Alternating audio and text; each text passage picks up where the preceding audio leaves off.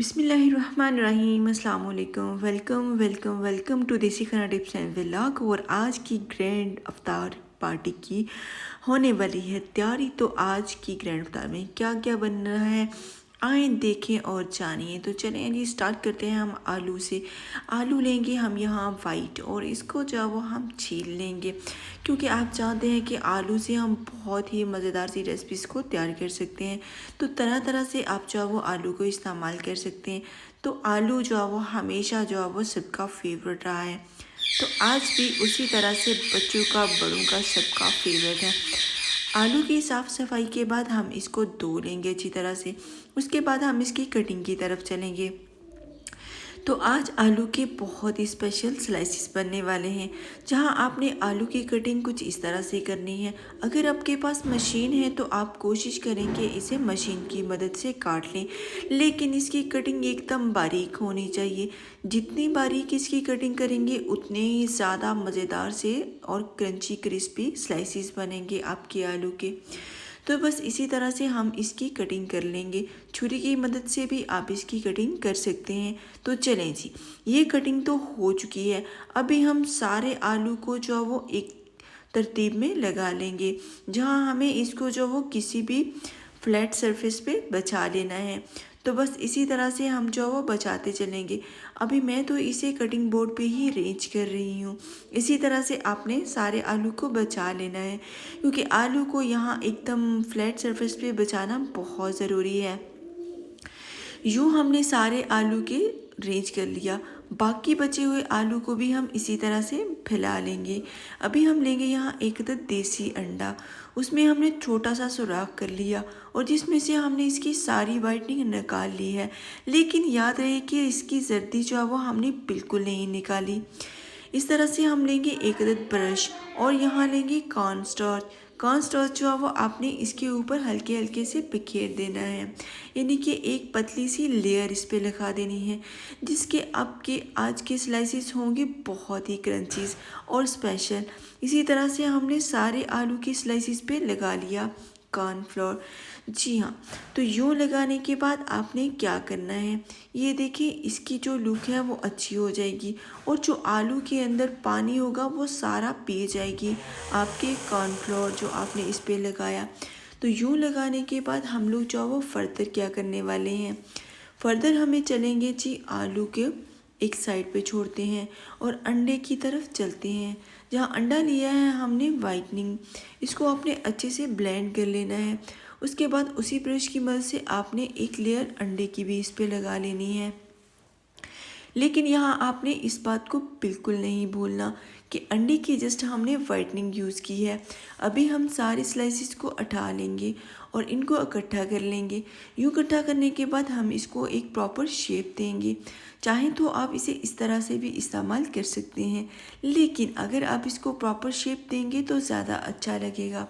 तो अभी हमने इसकी प्रॉपर कटिंग कर ली है और इसको दे ली है क्यूब की शेप। यूँ शेप देने के बाद हमने यहाँ पैन में ऑयल शामिल कर दिया, ताकि ऑयल होता रहे गरम। जैसे ही ऑयल गरम हो जाएगा तो वन बाय वन आपने ये स्लाइसिस को फ्राई करना शुरू कर देना है।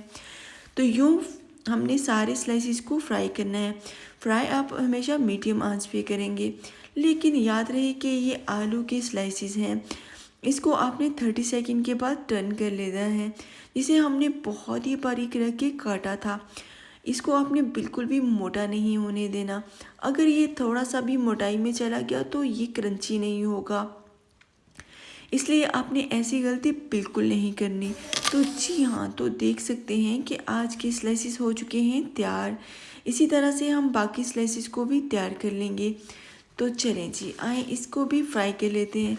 तो माशाल्लाह से आप देख सकते हैं कितने क्रिस्पी बने हैं आज के स्लाइसिस। तो यूँ आप भी स्लाइसिस तैयार कर सकते हैं। तो एक रेसिपी हो चुकी है यहाँ कंप्लीट। दूसरी रेसिपी की तरफ चलते हैं, जहाँ हम लेंगे एक अदद पैन। उसमें हमने पानी शामिल कर दिया। पानी के गर्म होने तक फ्री नहीं बैठना, हमें करने होंगे बाकी के काम। चंद फ्रूट भी काट लेते हैं। खरबूजा लिया है मैंने यहाँ और इसकी हम कटिंग कर लेंगे। खरबूजे को पकड़ते ही इसकी खुशबू फैलना शुरू हो गई है, तो उम्मीद है कि ये बहुत ही मीठा होगा, क्योंकि सुनने में आता है कि जो खरबूजा खुशबूदार होता है, वो बहुत ही मीठा होता है। तो बस कुछ इस तरह से हम इसकी कटिंग कर लेंगे। कटिंग करने के बाद अपने मीट में इसको मज़ीद काट लेना है, जिससे खाने में हो जाएगी आसानी। तो फ्रूट यानी कि हमारा जो है वो पानी के गर्म होते ही हम यहाँ शामिल कर देंगे फुल्की। फुल्की को आपने 30 सेकंड तक गर्म पानी में पकाना है। उसके बाद इसको पानी से लैदा कर लेना है। इसके बाद हम लेंगे सेब। सेब हमें यहाँ येलो चाहिए। जब भी आप सैलड वगैरह में इस्तेमाल कर रहे हो सेब, तो उसमें आप हमेशा जो है वो येलो वाला सेब इस्तेमाल करेंगे।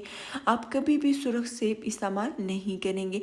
लेकिन अगर आप खाना चाहते हैं तो खाने में जो है वो सुर्ख सेब ज़्यादा मज़ेदार होता है। तो बस इसी के साथ हम अमरूद का भी छिलका उतार लेंगे। अभी हम लोग चलेंगे कटिंग की तरफ। कटिंग करेंगे हम कुछ इस तरह से कि सेब के हम बीज को निकाल लेंगे। सेब के बीज को निकालना बहुत ज़रूरी है। उसके बाद आसानी से आप इसे कोई भी प्रॉपर शेप दे सकते हैं। सेब की कटिंग तो हो गई, अभी हम अमरूद की तरफ आ गए हैं। अमरूद के भी हमने बीज निकाल लिए हैं, और ये जो बीज हमने निकाले हैं इसको हम बिल्कुल भी वेस्ट नहीं करने वाले। अभी हमने एक बाउल में किशमिश शामिल कर दी, सेब शामिल कर दिया, अमरूद शामिल कर दिया, और साथ ही साथ फुल्की शामिल कर दी। याद रहे कि बेसन की फुल्की से बहुत ही अच्छा टेस्ट आता है। उसके बाद हमने यहाँ क्रश की हुई कोकोनट शामिल की। इसके साथ हमने यहाँ हनी शामिल कर दिया। तो जी हाँ, देखें ये जो फुल्की वाली फ्रूट चाट है ये आपने नहीं बनाई होगी, लेकिन अगर आप बनाएंगे तो इसे भूल नहीं पाएंगे। इसके साथ हमने यहाँ फ्रेश क्रीम शामिल की है, और साथ ही साथ हमने यहाँ मायो शामिल की है। लास्ट पे हमने गार्निश के लिए क्रश की हुई कोकोनट मज़ीद शामिल कर दी। यहाँ लिए हैं हमने ऑनियन रिंग्स, और ऑनियन रिंग्स को हम एक बाउल में शामिल कर देंगे। पोटैटो स्ट्रिप शामिल करेंगे, कॉर्नफ्लोर शामिल करेंगे, अंडे की वाइटनिंग शामिल करेंगे, और लहसुन अदरक का पाउडर शामिल करेंगे। 2-2 चुटकी के बराबर ले लें, और इसके साथ हमने धनिए का पाउडर शामिल कर दिया, सुरख मिर्च और ज़ीरे का पाउडर, थोड़ी सी हल्दी और थोड़ी सी मोटी कुटी लाल मिर्च शामिल कर दी। किचन गार्डन में हम पहुंच चुके हैं, जहां से हमने फ्रेश पालक के पत्ते तोड़ लिए हैं। अभी हम इसकी बारीक बारीक कटिंग करके इसी बाउल में उसे भी शामिल कर देंगे। तो बस इन सारे मसाला जात को एक साथ मिक्स कर लेंगे। तो दिखने से ये सब्जियां बहुत खूबसूरत लग रही हैं, और आज की जो हमारी क्रंची लेयर्स पकोड़े बनने वाले हैं, जिसे आपको खाने के बाद कभी भूल नहीं पाएंगे। तो यहाँ हमने थोड़ा सा नमक और बेसन शामिल कर दिया, जिससे इसकी क्रंचीनेस जो है वो और भी ज़्यादा बढ़ जाएगी, लेकिन इसके साथ साथ इसकी ग़िज़ाइयत भी बढ़ जाएगी। ऑयल के गर्म होते ही हमने यहाँ इसे शामिल कर दिया, और इसको हम कर लेंगे फ्राई। याद रहे कि इसको आपने क्रिस्पी होने तक फ्राई करना है, मतलब इसका कलर आपने गोल्डन कर लेना है। यहाँ डार्क गोल्डन कलर होने तक आपने इसे फ्राई कर लिया है। तो आप देख सकते हैं कि कितने अच्छे जो है वो ये बने हैं, लेयर्स इसकी कितनी अच्छी हैं, और क्रिस्पीनेस जो है वो आपको दिखने में ही आइडिया हो रहा होगा। इस तरह से अगर आप जो है वो लच्छेदार पकोड़े बनाएंगे मिक्स सब्ज़ी के, तो आप इसे कभी भी लाइफ में भूल नहीं पाएंगे। तो अभी हम लोग पहुंच चुके हैं अफ्तार टेबल की तरफ, जहाँ जल्दी से अफ्तार टेबल को सजा लेते हैं। फिर आपको फाइनल जो है वो हम अफ्तार टेबल दिखाने वाले हैं। अफ्तार टेबल पे जो वो हमेशा आप पहले लगाएं, ताकि अफ्तार टेबल पे आप मांग सकें अल्लाह से वो सारी चीज़ें जिसकी आपको ज़रूरत है, और दूसरों के लिए भी आप ज़रूर मांगिएगा। आप अगर अफ्तार टेबल पे दुआ मांगते हैं तो बहुत अच्छी बात है, आपने हमें भी अपनी दुआओं में ज़रूर याद रखना है। बस अभी हम लोग जो वो आपको अफ्तार टेबल फाइनल दिखा रहे हैं, तो चलिए हम भी दुआएं मांग लेते हैं। अल्लाह ताला आज की अफ्तार टेबल की सदके हम सब पे अपनी रहमत कर दे, और सबके अफ्तार टेबल इसी तरह से सजाए रखे, आमीन। इसके साथ जो दुआ की रिक्वेस्ट है, अल्लाह ताला उन सब की सारी दुआएं कबूल व मंजूर फरमाए, और हम सब पे अपनी रहमत बनाए रखे। इसी के साथ मुझे इजाज़त दीजिए। अपना ख्याल रखिएगा, अपने घर वालों का ख्याल रखिएगा। अल्लाह हाफिज़।